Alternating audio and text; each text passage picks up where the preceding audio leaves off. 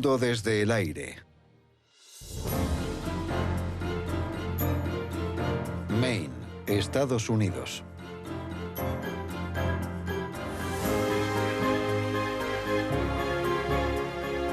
A continuación,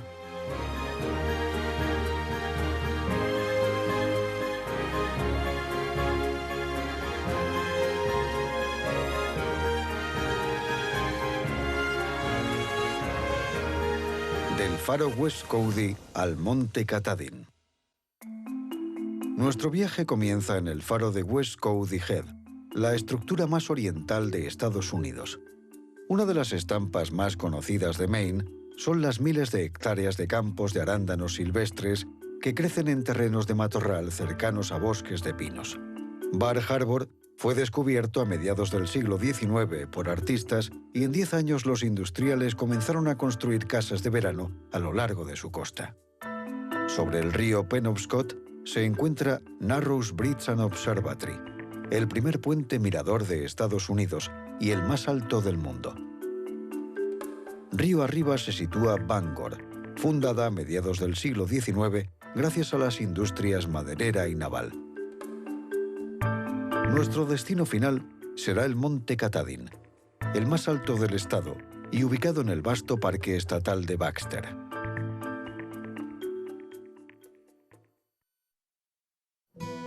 El mar se muestra imponente en el estado de Maine, en los más de 8.000 kilómetros de costa que en gran medida son escarpados acantilados.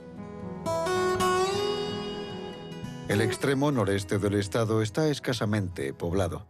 Solo algunos pequeños pueblos de pescadores y residencias estivales salpican la costa para aquellos que quieren alejarse de todo. En esta franja de litoral, 7 faros siguen activos guiando y protegiendo a los barcos de esta rocosa costa. El más oriental de todos es West Cody Head. De hecho, es la estructura más oriental en Estados Unidos. Se sitúa frente a la isla canadiense de Grand Manan y vigila la entrada del estrecho de Cody y los pequeños puertos en Johnson Bay. Aquí, peligrosas rocas, que solo son visibles con marea baja, esperan hacer naufragar a los barcos que con rumbo equivocado se adentran en el estrecho de Cody. Motivo por el que en 1808 el presidente Thomas Jefferson ordenó la edificación del primer faro, que fue construido en madera y reemplazado en 1858 por la torre roja y blanca que vemos hoy. El diseño a rayas de este faro de 15 metros de altura es único en Estados Unidos. La lámpara original se iluminaba con aceite de cachalote, manteca de cerdo y finalmente con queroseno y electricidad en 1932. En 1988 fue totalmente automatizado. Desde hace más de siglo y medio, el faro de West Cody Head funciona de forma continua 24 horas al día. En Lübeck, el estrecho de Cody separa a Estados Unidos de Canadá y la isla Campobello. Pero en 1962 quedaron unidos por el puente Franklin Delano Roosevelt, provisto de servicios aduaneros y fronterizos en cada extremo. El puente lleva el nombre del presidente porque, durante su infancia, Roosevelt pasaba las vacaciones en la isla Campobello, en la residencia de verano que sus padres compraron a principios del siglo XX. Él la amplió en 1915 a medida que su propia familia aumentaba. En la década de 1920 contrajo lo que se creía que era la poliomielitis y vino aquí con menos frecuencia. El diseño de la casa es de estilo Arts and Crafts, con elementos de la arquitectura colonial temprana. Fue diseñada para ser confortable, ofrecer espectaculares vistas y tener un encanto pintoresco. En 1964 se inauguró el Parque Internacional Roosevelt Campobello, con la presencia del primer ministro de Canadá, Lester Pearson, y del presidente de Estados Unidos, Lyndon Johnson. Las 1.100 hectáreas del parque y la residencia son de propiedad conjunta y están administradas por los dos países para honrar la memoria del presidente Roosevelt y la amistad entre Canadá y Estados Unidos. Al otro lado de la bahía, en Estados Unidos, está la ciudad más pequeña de Maine, Eastport. se sitúa en la isla de Moose y su población es de 1.500 habitantes. Sin embargo, en la segunda mitad del siglo XIX era el segundo mayor puerto comercial después del de Nueva York y su población rondaba los 4.000 habitantes. Esto se debió a su puerto de aguas profundas y a que en invierno los rápidos cambios de mareas y las vigorosas corrientes marinas impedían la formación de hielo. Principalmente fue el comercio y la pesca de sardinas, junto con una próspera industria conservera, lo que hizo prosperar a la ciudad. Pero no iba a durar, y a medida que la industria pesquera fue decayendo, también lo hizo la población. De hecho, la ciudad fue declarada en quiebra en 1937. Hoy en día Eastport atrae cada vez a más turistas, y muchos vienen a ver a los animales salvajes que se alimentan de los peces que son sacudidos por las mareas, que suben y bajan unos 8 metros. Esto lo convierte en un lugar ideal para los pigargos, así como para las focas comunes que capturan salmones, lubinas y arenques en estas corrientes entre las islas.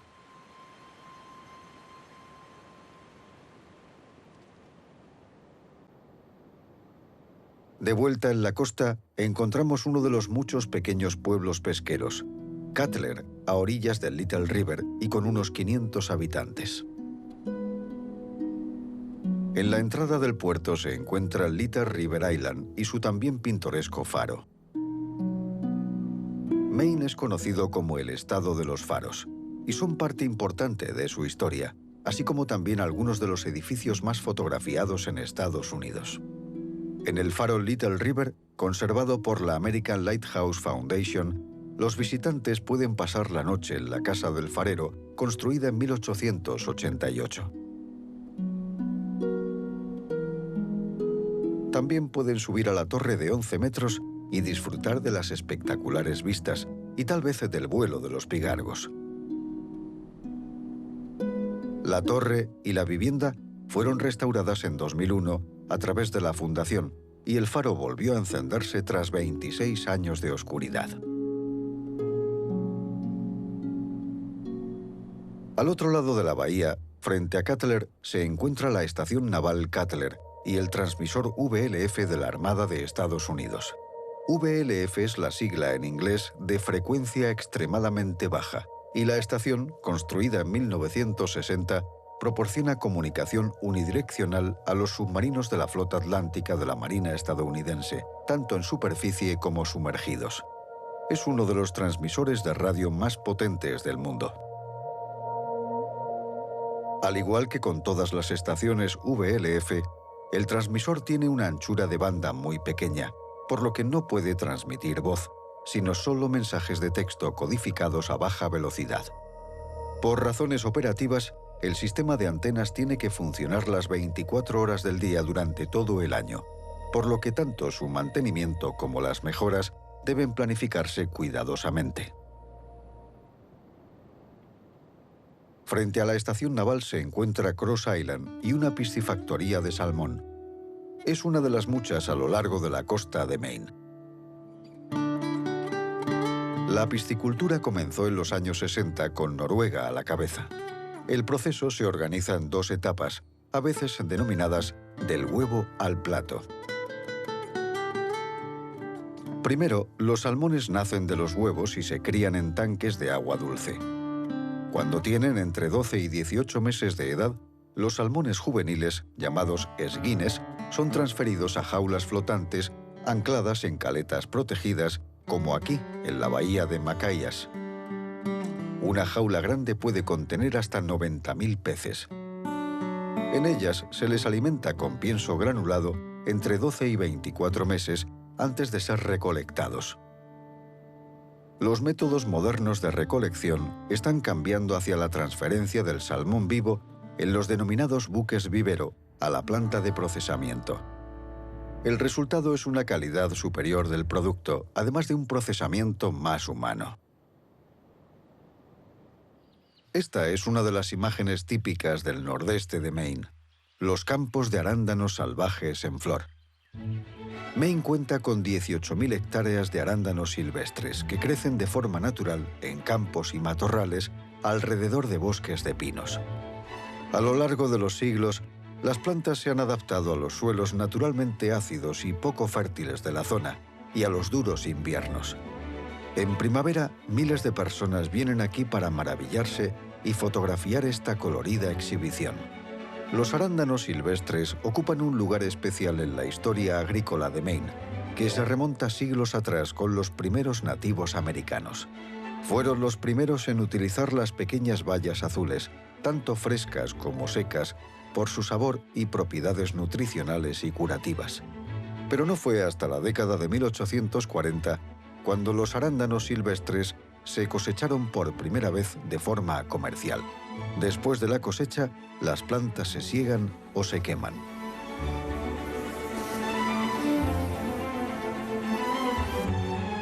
Los nativos americanos quemaban los campos porque era fácil y el fuego hacía el trabajo. Mata insectos y contribuye al control de hongos y plagas que pueden permanecer latentes. Hoy en día, los eficientes quemadores de propano hacen el trabajo, ofreciéndonos una impactante imagen desde el aire. Los arándanos son un cultivo de bajos insumos. Requiere pocos elementos para su producción. Se cultivan en un ciclo de 2 años. Cada año, la mitad de la tierra de cultivo se queda en barbecho y la otra mitad se prepara para cosechar en agosto. Son conocidos como superfrutas y se ha demostrado que mejoran la salud cerebral y la memoria. Los estudios han demostrado que los antioxidantes presentes en la fruta regulan las funciones esenciales del cerebro. La costa de Maine tiene muchas ensenadas y bahías repletas de islas arboladas, y es excepcional para navegar. La goleta Margaret Todd lleva a los visitantes en una nostálgica travesía por las islas. Mide 46 metros de eslora. Fue construida en Florida en 1996 y rememora las goletas de finales del siglo XIX que surcaron las aguas de la costa este cargadas de mercancía. Portan 9 velas en 4 mástiles y todas con nombres de tiempos pasados. Las grandes se llaman de proa a popa, trinquete, vela mayor, mesana y cangreja.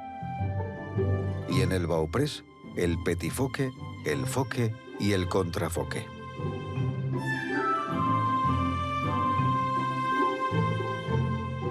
La Margaret Todd zarpa de Bar Harbor, que también se ha convertido en el puerto favorito de los grandes cruceros. Llegan hasta aquí por la costa de Nueva Inglaterra, ya que la bahía es lo suficientemente profunda como para acomodar a estos grandes barcos. Bar Harbor y sus alrededores fueron descubiertos a mediados del siglo XIX por los paisajistas de la Escuela del río Hudson, y como resultado, los visitantes comenzaron a venir aquí. El primer hotel se construyó en 1855, y 10 años más tarde, los ricos industriales empezaron a construir grandes casas de verano a lo largo de la costa. En 1880 había 30 hoteles, y Bar Harbor rivalizaba en popularidad con Newport en Rhode Island. Pero en 1947 se originó un fuego en un campo de arándanos que causó un incendio que duró 10 días y destruyó gran parte de Bar Harbor, incluyendo 67 mansiones y más de 170 casas. El pueblo tardó un tiempo en recuperarse. Hoy es tan popular como siempre. Cientos de cruceristas la visitan y suben a la cima de la montaña Cadillac para deleitarse con las vistas. En días excepcionalmente despejados, es posible ver el monte Katahdin, la montaña más alta de Maine, al norte, y la provincia canadiense de Nueva Escocia, al este, ambas a más de 100 kilómetros de distancia. Aunque hay muchos puentes y miradores en todo el mundo, es bastante inusual encontrar la combinación de ambos en una sola estructura. El Penobscot Narrows Bridge and Observatory tiene 650 metros de largo y la distinción de ser el primer puente mirador en Estados Unidos, así como el más alto del mundo.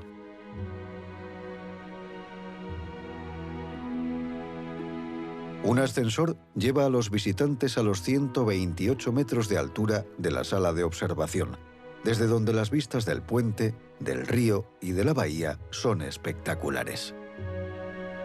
El puente se inauguró en 2006, junto al anterior construido en 1931. Es uno de los 3 puentes atirantados de Estados Unidos. Una característica distintiva de su diseño es que los cables van directamente de las torres al tablero, formando un patrón en forma de abanico. Lo que contrasta con el puente colgante, donde los cables que sostienen el tablero están suspendidos verticalmente de los cables principales, que están anclados en los extremos y se apoyan en las torres. Cada hilo de acero va dentro del cable principal en un tubo de acero de 2,5 centímetros.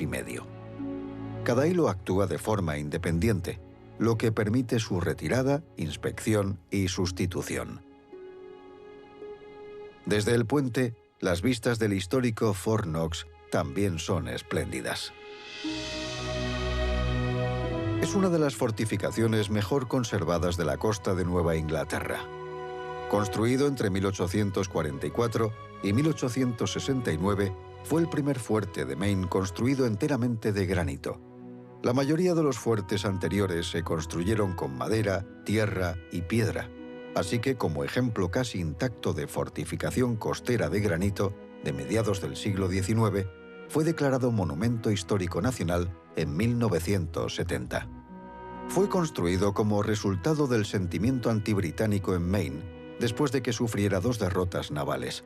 La primera en 1779 durante la Guerra de Independencia y la segunda en 1814 durante la Guerra Anglo-Estadounidense. Ambas tuvieron lugar en la bahía y el río Penobscot. Fort Knox nunca vio batallas, aunque estuvo ocupado durante la Guerra de Secesión por reclutas que se formaban antes de ser destinados al servicio activo. En 1900, el fuerte se convirtió en almacén de minas navales y en 1923 el gobierno federal lo puso en venta y el estado de Maine lo adquirió. Es uno de los mejor conservados y más accesibles de Estados Unidos. Está abierto al público en casi su totalidad y se pueden ver en él armas de la época. A 30 kilómetros río arriba se encuentra la ciudad de Bangor, la tercera más grande del estado. Los alrededores de la ciudad actual estuvieron ocupados durante al menos 11.000 años por la tribu Penobscot, que todavía ocupa tierras en la cercana reserva Indian Island. La actual Bangor se fundó a mediados del siglo XIX como resultado del crecimiento de las industrias maderera y naval. Al situarse a la orilla del río, los troncos podrían flotar río abajo desde el norte de Maine. Eran procesados en los aserraderos de la ciudad y eran enviados desde el puerto de Bangor hasta el Océano Atlántico y desde allí a cualquier puerto del mundo. Prueba de ello son las esmeradas mansiones de los magnates de la madera y la estatua de 10 metros de altura de Paul Bunyan, un mítico leñador gigante cuyas hazañas giran en torno a los relatos de sus trabajos sobrehumanos. Según el folclore, él y su buey llamado Babe crearon varios paisajes, hitos y maravillas naturales. ¿Existió realmente? Probablemente no, pero es una figura importante en las leyendas de Maine. Un famoso residente de Bangor es Stephen King, el famoso escritor de novelas de terror. Es uno de los escritores vivos más exitosos y ha sido galardonado con numerosos premios, entre ellos la Medalla Nacional de las Artes de Estados Unidos por su contribución a la literatura. Sus libros han vendido más de 350 millones de ejemplares, muchos de los cuales han sido adaptados a largometrajes, miniseries y cómics. Y se dice que él y su familia donan varios millones de dólares al año a bibliotecas, departamentos de bomberos locales que necesitan equipos actualizados, escuelas y a diversas organizaciones que apoyan las artes. Vive en Bangor desde 1977 y tiene una estrecha relación con la Universidad de Maine, a 15 kilómetros río arriba desde la ciudad. Situada entre los ríos Penobscot y Stillwater, la universidad fue instaurada en 1865 como una escuela de agricultura y artes mecánicas bajo las disposiciones de la Ley Morrill, aprobada por el presidente Abraham Lincoln. Por primera vez, la educación estaba al alcance de todas las clases sociales. Con esta ley, los estados solicitantes recibieron terrenos federales para venderlos y pudieron usar los fondos para establecer nuevas universidades con concesiones de tierras. La Ley Morrill resultó ser un importante recurso educativo para Estados Unidos y sigue en vigor en la actualidad. Hace que el aprendizaje esté al alcance de todos aquellos que buscan una educación superior. En 1868, la Escuela de Maine se convirtió en la Universidad de Maine, que hoy cuenta con unos 11.000 estudiantes y es la universidad más grande del estado.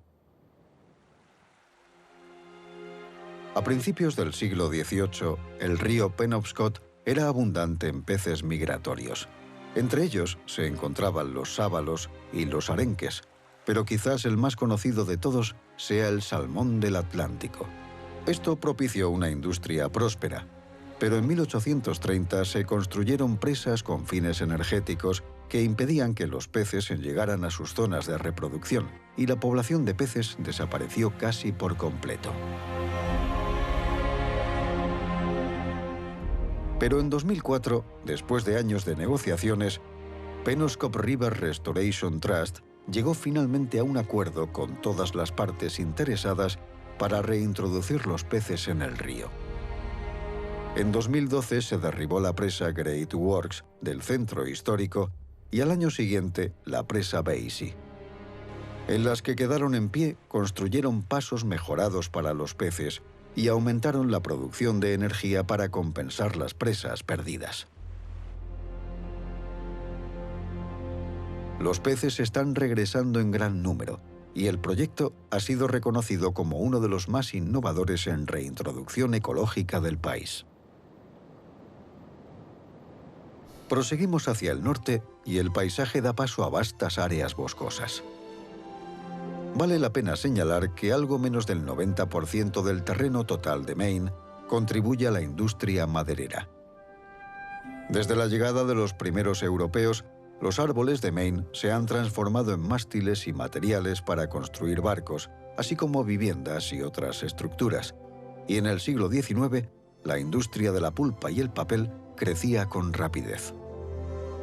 Maine es conocido como el estado de los pinos. Talar árboles en aquellos primeros días era difícil. Las jornadas eran de sol a sol, y tras ellas se retiraban a campamentos madereros que eran esencialmente instalaciones militares muy básicas. Hoy en día, la maquinaria moderna hace el trabajo de decenas de trabajadores, pero ha hecho que la industria sea rentable. En el siglo XX, los usos recreativos de estos enormes bosques los abrieron a la caza, el senderismo y la acampada, que se convirtieron en aficiones cada vez más populares. Cada vez más gente entiende el importante papel que estos vastos bosques juegan en la absorción de gases de efecto invernadero, así como en la creación de hábitats para la vida silvestre. Entramos ahora en el Parque Estatal Baxter, de 809 kilómetros cuadrados, nuestra ubicación final. En el centro se alza el Monte Katahdin, la montaña más alta del estado con 1.605 metros de altura. Fue bautizado por la tribu Penobscot y significa la montaña más grande. La montaña y el parque fueron un regalo al pueblo de Maine que el gobernador Percival Baxter fue donando poco a poco desde 1931 a 1962.